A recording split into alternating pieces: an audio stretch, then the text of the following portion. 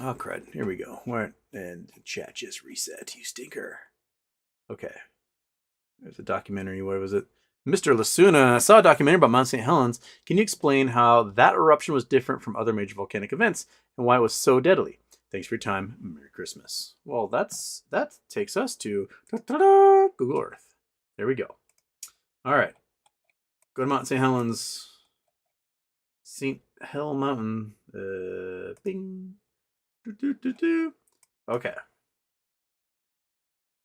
That's Mount Adams. Mount St. Helens. Okay, Mount St. Helens down here.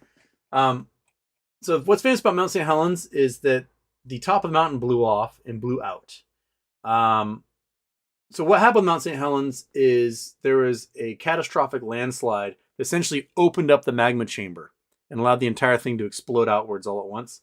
So as the magma chamber was inflating the mountain and this magma was reaching up, coming up from deep, like by the mantle, coming up, the mountain starts to inflate and the lava dome grows and starts steaming, cracks in the rocks and things start forming. And there's lots of earthquakes that happen as a precursor to an eruptive event. And so the volcanologists are running around screaming like, this mountain's going to blow. Everyone get the hell out of here. This mountain's going to blow. Get out. It's going to go any day now. And they got most of the folks out of there. And what they were thinking was the mountain was going to go boom. And then there'd be pyroclastic flows that go on the outside and lahars and the melting of glaciers and snow and everything else. And that you'd get ash fall all around it. But what happened was a lateral blast, which no one had really considered. So as the mountain's inflating, the largest landslide essentially recorded since human beings have been alive happened, and the entire northern slope gave way, opening up the magma chamber, allowing everything to blast out northwards.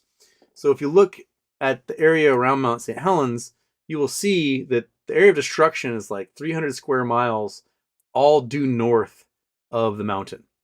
And that caused this pyroclastic flow that was absolutely insane, that just blasted outwards and just incinerated everything in its path. There's been lots of tree regrowth. Spirit Lake was buried under 900 feet of ash and it vanished. Then this is like the new Spirit Lake that has formed as a result. There's an old man named Harry Truman, not the president, who had a lodge here. And he's like, I've been here 80 years. This mountain's never hurt me. I'm not going anywhere. Harry Truman is in his lodge are at 900 feet under ash, somewhere around here. It killed, I think, 63 people. There were loggers who were up on some of these ridges that thought they were, how many miles away are we here? That's feet. Let's go to miles. So yeah, they're 8-10 miles away. Thinking like, if the explosion goes upwards, we're fine. And they got completely cooked, just absolutely lit on fire, and that was it on some of these ridges here. That's what made the eruption different, was that lateral blast. Volcanologists had not even considered it as a possibility. And now we look at other mountains that have had catastrophic big eruptions. So you can see how big the crater is here. Let me bring out that measurement tool again. The crater is 1.3 miles across. And let's go like down to another famous one that had a big blowout, which is Crater Lake down here in Oregon. There's Crater Lake. So Crater Lake, Mount Mazama, had a catastrophic eruption like 6,000 years ago. And its crater is, 5.5 miles across. So that's pretty decent. If you've ever seen pictures of Mount Rainier from Seattle, there's a little nub on Mount Rainier called Mount Tahoma. So here's Mount Rainier. And then Mount Tahoma is this little guy right here.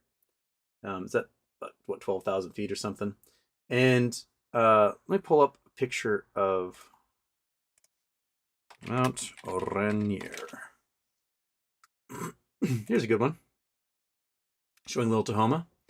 Oops, you guys can't see that because Google Earth is still on. I want the picture. Give me the picture. Give me a picture. Give me images. Image me. Here we go. Here's one from the south. So you can see Little Tahoma here, and you can see that and you can't see anything because where's Chrome? There it is. Okay. So Mount Rainier is looking from the south. Mount Tahoma is this little nub right here. Little Tahoma, is this little nub right here, and you can see that there's kind of wait, where'd it go? Oh, there we go. There's around here. You can see Little Tahoma here, and then there's like this weird ridge line that comes down. What I want you to picture with Mount Rainier, go away, is that this was the former flank, and this might even be another former flank of an outer crater. This guy here with this weird little ridge line. But I want you to imagine that you take both sides of that volcano and you run it up from the side of Little Tahoma and the side, this western side here of the mountain, and they run them up and over. And at one time, it was believed that Mount Rainier is about 18,000 feet tall, which would make it one of the largest volcanoes in the world at the time. Kilimanjaro is about 18,000 feet. And Mount Rainier had a catastrophic eruption that blew up the entire mountain. The mountain's just gone. And that essentially what has built since then is a new lava dome. And that this is the edge of that old caldera, which is pretty badass. And this might be an edge of an even previous caldera that had even more catastrophic eruption. So we know that these mountains can produce way more power than Mount St. Helens did, which resulted in the largest landslide in recorded history. So